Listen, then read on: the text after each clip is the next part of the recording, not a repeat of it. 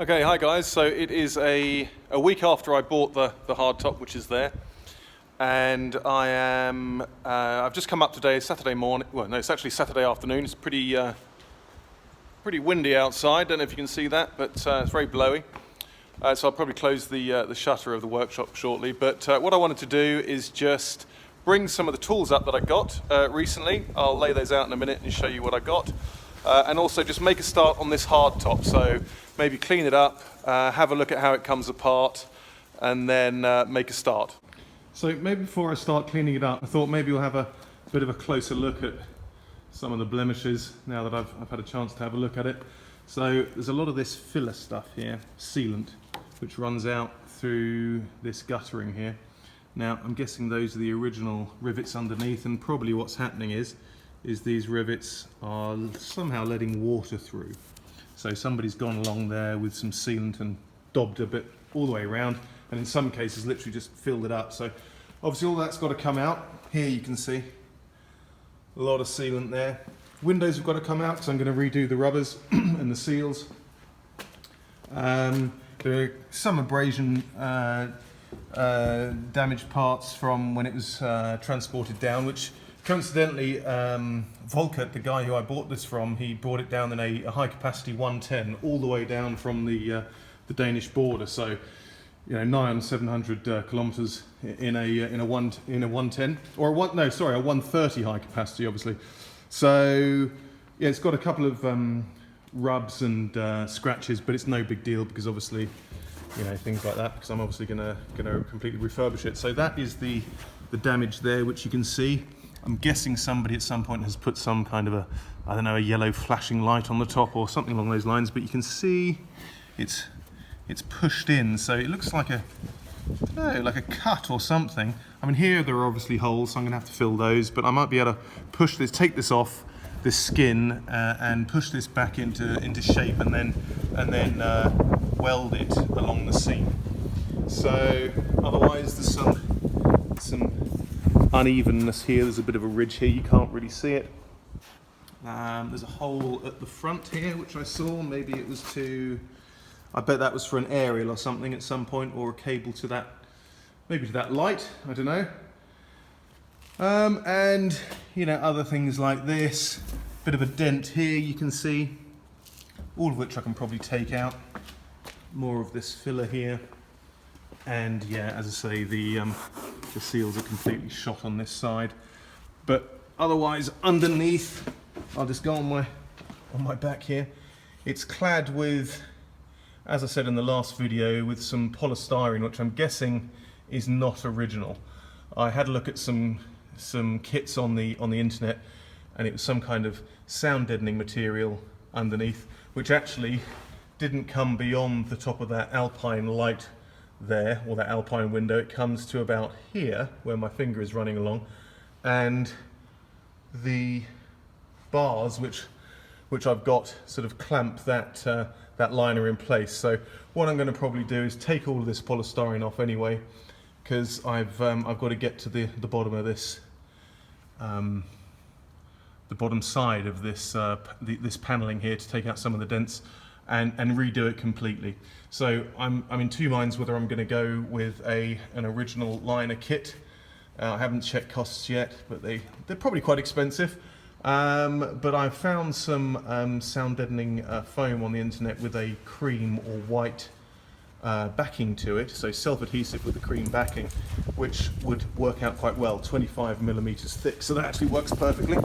As I said before, these rubbers are still here. They're still attached, and the one at the back.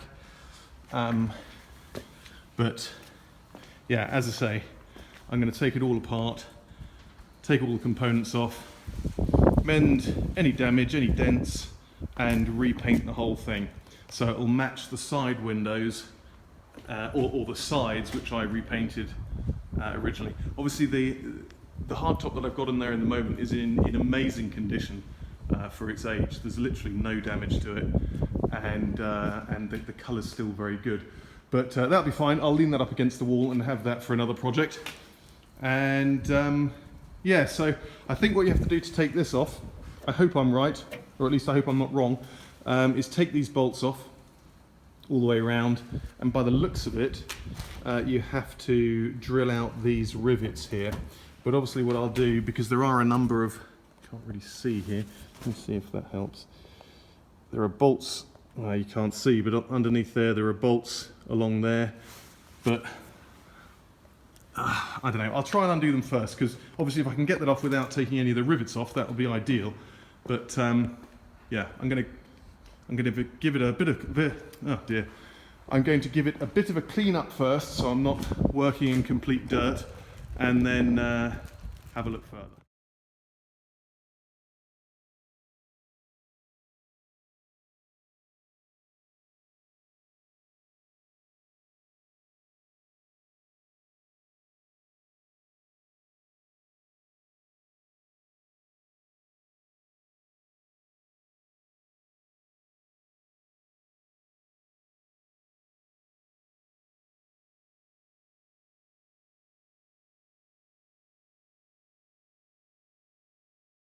Okay, so just did a little bit of cleaning up there, although maybe 10-15 minutes, and yeah, I mean it's really dirty obviously, and this is not by any means very clean, but it's just a little bit cleaner, and it just gives you an idea. While it's wet, actually, you can see some of the extra bumps and dents. There you go, you see on that vent hatch there, with a scrape down the front there. Yeah, so there's a few things, dent there. I'm not really bothered, to be honest, about the dents. I'm not looking for perfection. In all honesty, I could probably just replace the window rubbers and reuse it. It's going to be a lot of work rubbing this down, taking it apart, and repainting it. Yes, decisions. I mean, obviously it's got some issues there with some leaking. I'll have to get to the bottom of that. Maybe it needs re-riveting, because obviously that isn't normal to have all this sealant across here. But yeah, that's the first step. Obviously I'll flip it up on its back now and have a look at removing some of that polystyrene.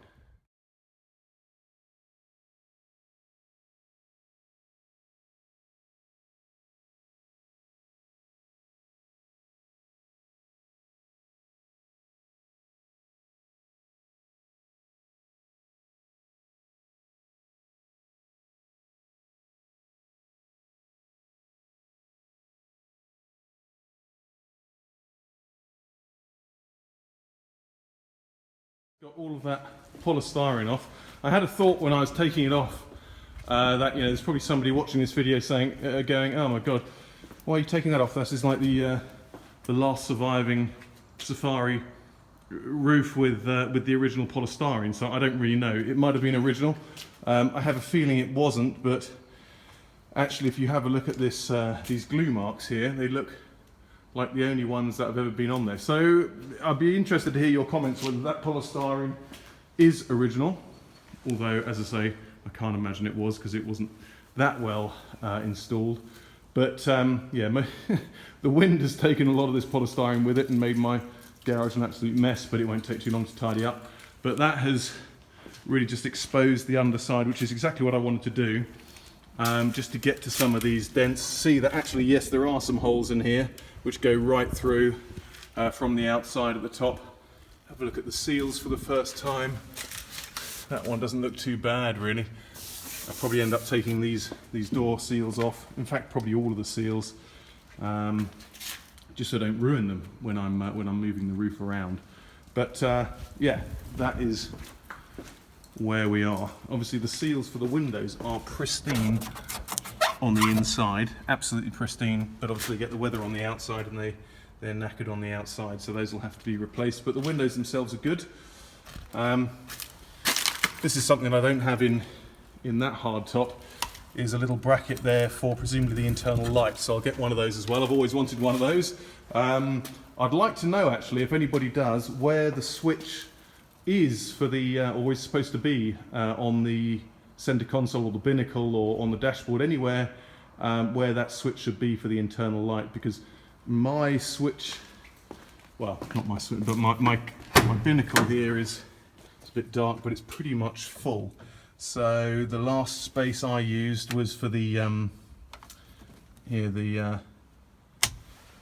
hazard lights, and I'm not too keen on putting another console in the middle like some of them have.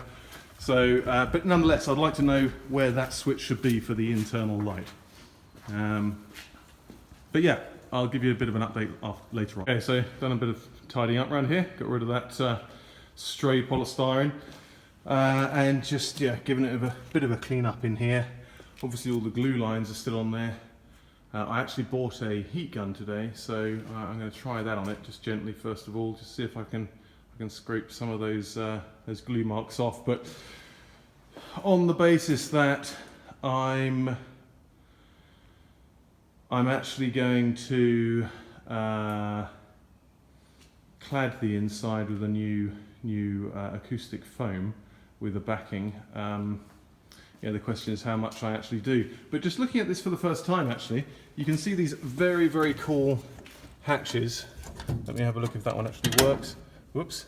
So that pulls down like that, and you pull up, and they actually open up like an air catch in the direction of travel. So that's forward, and they sort of suck the air sort of comes pushing in, which is I think is so cool. I love this. But anyway, so there are 4 of those. But my point being is, there is an offset between the skin of the roof and the trim of these things. So that makes me believe that there was only ever, or originally, cladding in here. Although that doesn't stand to reason, because I've seen sets and kits with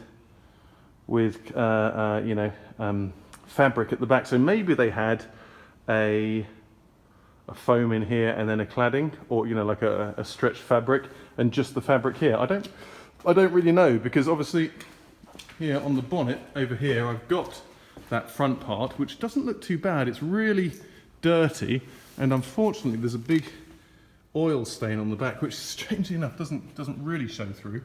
That might be cleanable, but there are no rips in that. But also what I have are these bars here. Look. These bars are designed to go somewhere. Oh, hang on. Oh, that's interesting. They're not long enough.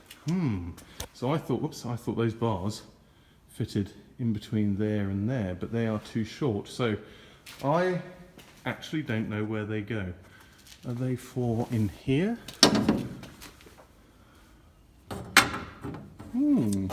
Strange. I'll have to work out if anybody knows what those bars are for. I presumed, without measuring them, that they fitted between here and here, but they are, as you can see, too short. But anyway, yeah, let me know what you think, or let me know what you know. Was there originally just a lining here, or was there a lining throughout the entire thing? It would be interesting to know. But anyway, so what I'm going to do now is I actually closed the shutter on the door because it was just a nightmare trying to tidy up with that wind coming through. I'm going to bring in all my new tools and stuff from the car and show you what I've got. Okay, so I went to the DIY store this morning and got a couple of things which I think I'll need, sort of clamps and stuff. There are so many things that I need in this workshop but don't have, which would make my life a lot easier, but got a couple of those. I got some aluminium rivets, which are the right size, more or less, for the roof there, if I do need to drill them out. So I've got 60 of those. I've got 15 litres of fuel. I've been meaning to bring up some fuel for quite a while now, just to fill up the Land Rover. And so that's that, I'll put that in today. I've got a heat gun, which I mentioned earlier.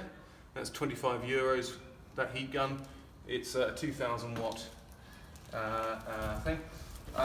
Also, I have finally, you've probably seen me struggling away for ages now, probably a couple of years with this this trolley jack, not trolley jack, but the pneumatic forklift thing from work. But I finally got, thanks to my loving wife who bought it for me for my birthday, a 3-ton jack. So I can show you around that in a little bit, but give you also an idea of how I get on with it over the coming months, using it on the 911 and also on the Land Rover. But also I got an impact gun for the compressor. So, you know, it just makes life a little bit easier for, you know, taking wheels off and things like that.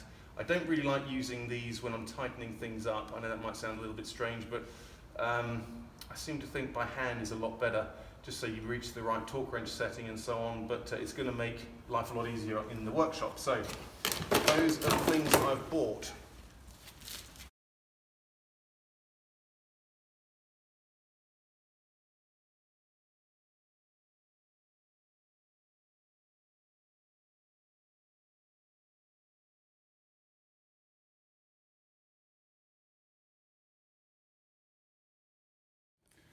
Okay, so I've been scraping away at this roof for about, I guess, an hour or so, and I used the heat gun to try and get the glue off, and that didn't really work very well. So what I've been using, where is it? Is this. It's just a good old scraper with a razor blade at the top. Got to be careful that you don't scrape the metal too much. You can see I've put quite a few scratches in it, but they're very light scratches. And that's the thing that gets it off the best, I think. The glue itself is pretty hard stuff. I don't know if that's factory or whether that's aftermarket, whatever it is. But it's very hard, so it doesn't really react very well to the heat gun. The only way it really comes off if you use this. Let's try and get it with the other hand. But you know, using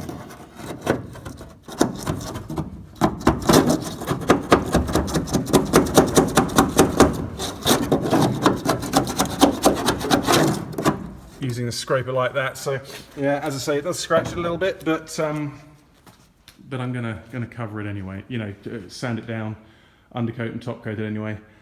So that shouldn't be a problem. But it's coming off pretty well. So I've got most of that middle section done, most of that top section done, and as I say, that took about an hour or so. So yeah, good bit of progress today. I'm going to wrap up now and go home. It's about 6:30 in the evening. So yeah, I'm pretty pleased with that progress.